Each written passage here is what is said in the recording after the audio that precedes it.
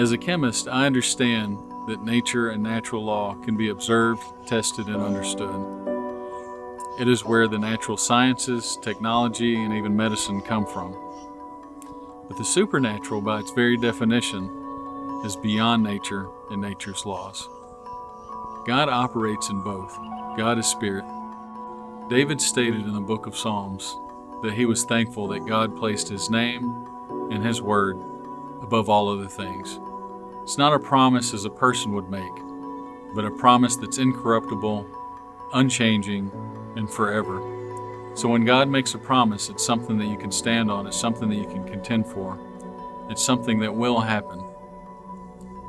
This is why I say that contending for your faith based on God's word is the very nature of a miracle.